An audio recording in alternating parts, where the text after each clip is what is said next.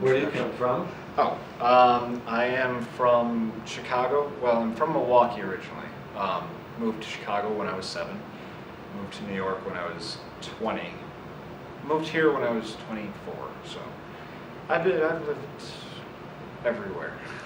And your education? Education. I went to I went to community college for 2 years.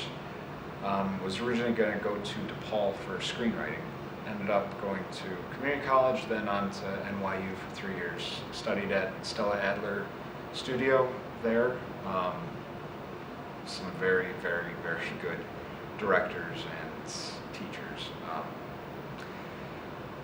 Jason Little, people that mean a lot to me, but probably not to anybody else listening. Okay. Let's see. So far, your experience has been mainly stage. Yeah, I've done a whole lot of plays, but I do have experience on camera. I took a class. I took an entire semester in how to perform for the camera. It was a great studio, Stone Street. They are actually very well known in New York. Not as great of teachers, but great production. I mean, they're not there to teach you how to act. They're there to teach you how to get in front of a camera and do the things that you learn somewhere else. And so it's got to do a whole lot of scenes, got to meet people who direct, who write, who do, but who are still involved directly in the business. Actors who are still appearing regularly on Order. One thing with Adler being there, you had a lot of people who, I mean, Jimmy Tripp was supposedly 50 years ago a big deal in San Francisco theater and New York theater and blah, blah, blah. Betsy Parrish taught Meryl Streep, Glenn Close, one of the two. I mean, like, they're big names, but they're out of the business, and they've been out of the business. At Stone Street, you were actually meeting with people who were agents, who were doing things. I actually got my first agent through Stone Street.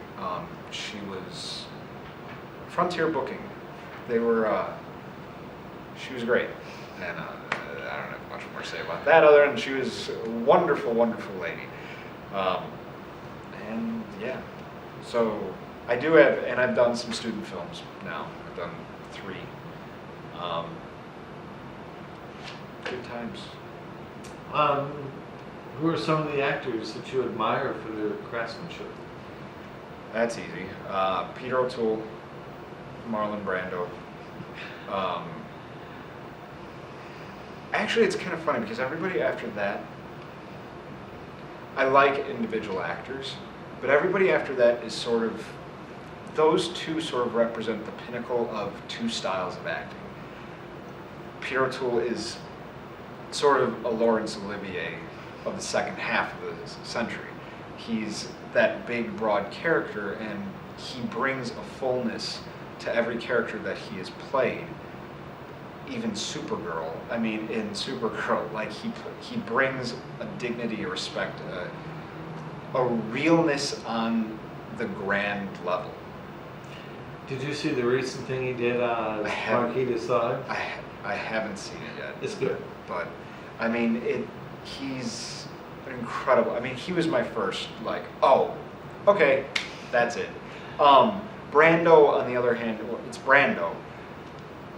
Funny thing about Brando is my girlfriend is my fiance now. She is a therapist and is going to be a clinical psychologist. And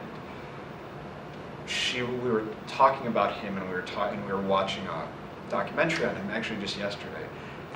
Interestingly enough, the guy has every, like, he meets the criteria for borderline personality disorder, which is very interesting because it made me all of a sudden, I've always respected, he's the opposite end of it. He's got that, the smallest, the nuance, you watch him in Streetcar and you see him just move a body part and it's like, oh, wow, that's profound. But then you add on the possibility of a mental illness, and suddenly I found myself sort of wondering whether or not he was actually as interesting of an actor, if he was as talented of an actor, or if it wasn't the mental illness that propelled. It's one thing, the reason we see people rage, we see Sean Penn rage, and we think, oh, that's great acting, but blah, blah, blah. And we don't say that's Brando. The reason Stella works is because the rage was real. The emotion was real. Sort of killed the fantasy I had about Brando being this, but it's also very cool. So those would be the two top ones. There's others. But. So are you suggesting that because maybe he drew upon his real self to do that, didn't make him as good an actor as if this was totally fabricated? No, not at all. I'm saying that he's, not at all. What I'm saying is that he didn't draw upon it. He potentially, if he had this mental illness, which I have personal experience with borderline personality disorders, you don't control it. So his acting was a direct result of his being. The same as when you say, pick an actor who you talk about goes up and is themselves all the time. Pacino is always Pacino now, for the last 10 years. You know, those actors who are, that's not a great example because he's still a great actor, but those actors that go up, Hugh Grant is always Hugh Grant. But Brando was always Brando. He just was able to inhabit the characters. He did have talent to mold himself. But the fact of the matter was, his choices were still so severely influenced by his potential mental illness that it's interesting. It's just an interesting conundrum. I don't know if you've ever read any of the interviews with Ingmar Bergman, but he said if he was not a filmmaker, he would be on a psychiatrist's couch 24 hours a day. Well, probably most of us. It's one of the reasons we go into acting is because we have our demons. But it's, I don't know. To me, that's sort of the Buddhist idea that you take something that's negative and you learn how to transform it into something useful and productive. The question is whether, in Brando's case, whether he was consciously producing something normal, or consciously producing, or if it was just an outspurt. And the fact that his life crumbled the way it did, the fact that the last third of his life, he was, by all accounts, insane. He called a friend over, according to this documentary, told him, we have a project, I've got it all set up, come over, we need to meet, I've got the funding for it, it'll be great. Guy comes over and, you got a movie, this is great, you're gonna work. He's like, eels. What? Electric eels. We're gonna use them and we're gonna protect houses with electric eels. Okay. You know what I'm saying? That would require some explanation to make it not sound insane. Exactly. So it's interesting then to the idea of why did this man's life crumble? The man is an interesting man, but in terms of the actors, all the thousands of actors, millions of actors who have grown up Brando, to want to be Brando and not to want to be any other actor is sort of foolish. To steal from them is very smart. Steal whatever you can. But to want to be them, to want to mimic that, unless you're playing them in a movie, is sort of ridiculous. Because you can't mimic that. And if you are mimicking, you're not acting. What constitutes acting?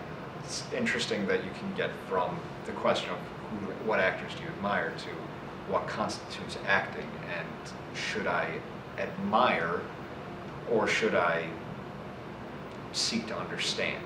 Admiration is sort of ethereal.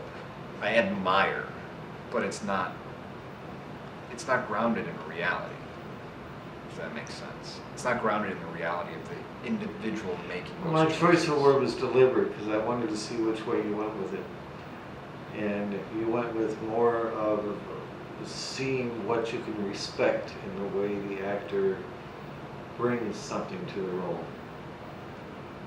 You know, there's admiration just to say, hey, that's great, or that's beautiful, that's wonderful. There's also admiration because somebody did something really remarkable by working very hard and digging and working, creating, and so on. And that's what I hear you talking about more. Well, that's, and, you know, when it comes to what I hear that and see is that's what I'm seeing about you. well, Is what are you looking for in yourself? well, you got to take. I mean, if you're not going out there, yeah, I played baseball for 10 years, and if there was any job in this world that I could do, it would be to play baseball. Quite frankly, the only thing I was missing was talent. But that said, you go out every game and you play in the moment every game. You work your ass off to try and be as good as you can possibly be, because if you don't, if you're not trying, the coach for the Jets, now the coach of the Kansas City Chiefs, Herm Edwards, we play to win the game. If you're not, it's sort of that balance. You can't just be about, I want to be the best person, I want to be the best, I want to be the best actor in the world, because if you do that, you're inevitably going to upstage somebody else. And in that, you're not telling the truth. But if you're not striving at every point to tell the truth, to be as good as you can be, to be the best actor, if you're not striving for that, you're also going to let the story down. So yeah, you have to have that balance. What I saw in the ensemble cast off stage was a lot of people drifting around. And what I saw in a few were people working during that period. And I saw you working. No. And believe me, I noticed that. Well, thank you. And it's, you know, it's not a compliment. It's an observation about you as a character. Because what we're doing is so difficult. We are bringing people to life that don't exist yet. Yeah. It's an amazing, magical thing that we do. The whole thing is a lie, of course. I like to point out that a moving picture is the worst lie ever told because no pictures move. We present a sequence of still images and our brain interprets them as moving pictures, but the pictures don't move. It's a lie from the beginning. But within that lie, we have the possibility. I know it's that feeling I have when I'm editing. I take piece one and piece two, and I join them together, and then I watch them. Suddenly I'm looking at a slice of time in somebody's life that wasn't there before I joined those two pieces together. Right. And it's an amazing thing that happens.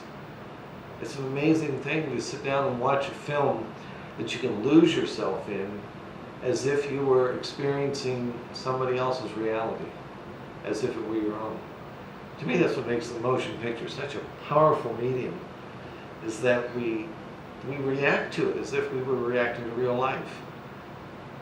And a really good movie allows that to happen. A bad movie prevents it from happening. That's why we're disappointed by bad movies. It's true. And it does it in a way that even stage